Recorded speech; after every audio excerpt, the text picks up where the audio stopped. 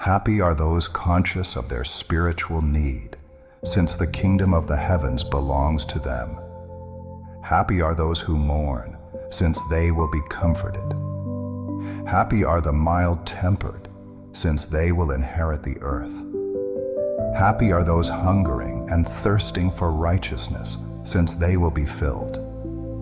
Happy are the merciful, since they will be shown mercy. Happy are the pure in heart, since they will see God. Happy are the peacemakers, since they will be called sons of God.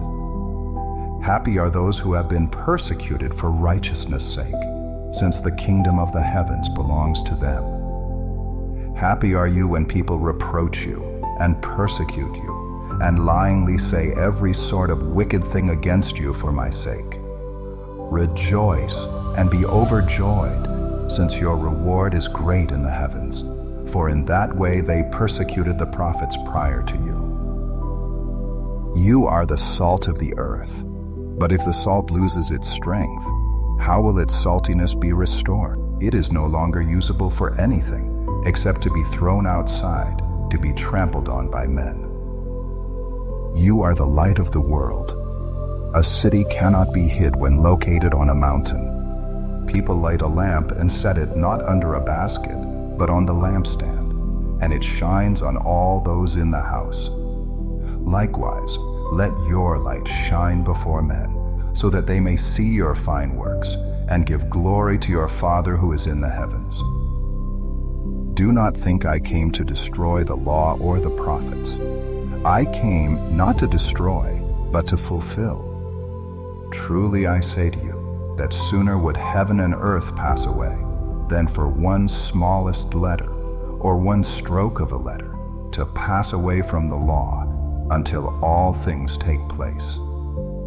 Whoever therefore breaks one of these least commandments, and teaches others to do so, will be called least in relation to the kingdom of the heavens.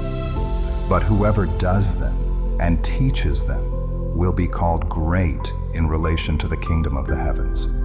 For I say to you that if your righteousness does not surpass that of the scribes and the Pharisees, you will by no means enter into the kingdom of the heavens.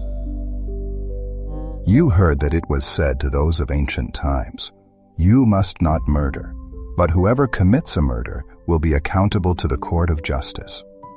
However, I say to you that everyone who continues wrathful with his brother will be accountable to the court of justice.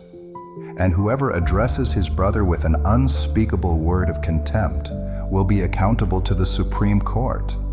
Whereas whoever says, "You despicable fool," will be liable to the fiery Gehenna. If then you are bringing your gift to the altar, and there you remember that your brother has something against you, leave your gift there in front of the altar and go away.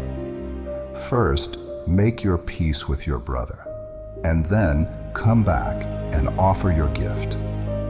Be quick to settle matters with your legal opponent while you are with him on the way there, so that somehow the opponent may not turn you over to the judge, and the judge to the court attendant, and you get thrown into prison. I say to you for a fact, you will certainly not come out of there until you have paid over your last small coin. You heard that it was said, "You must not commit adultery." But I say to you that everyone who keeps on looking at a woman so as to have a passion for her has already committed adultery with her in his heart.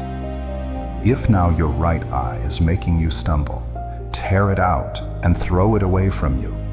For it is better for you to lose one of your members than for your whole body to be pitched into Gehenna.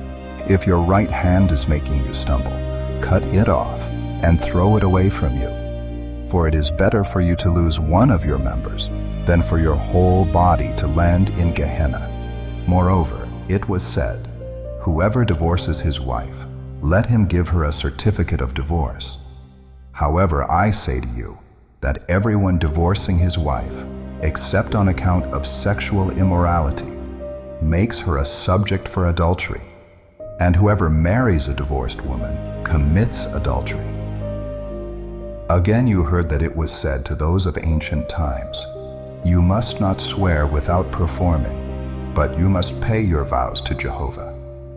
However, I say to you, do not swear at all, neither by heaven, for it is God's throne, nor by earth, for it is the footstool of his feet, nor by Jerusalem, for it is the city of the great King. Do not swear by your head, since you cannot turn one hair white or black. Just let your word yes mean yes, your no, no. For what goes beyond these is from the wicked one. You heard that it was said, eye for eye and tooth for tooth. However, I say to you, do not resist the one who is wicked, but whoever slaps you on your right cheek, turn the other also to him. And if a person wants to take you to court and get possession of your inner garment, let him also have your outer garment. And if someone in authority compels you into service for a mile, go with him 2 miles. Give to the one asking you, and do not turn away from one who wants to borrow from you. You heard that it was said, you must love your neighbor and hate your enemy. However, I say to you, continue to love your enemies and to pray for those who persecute you, so that you may prove yourselves sons of your Father who is in the heavens, since he makes his sun rise on both the wicked and the good, and makes it rain on both the righteous and the unrighteous. For if you love those loving you, what reward do you have?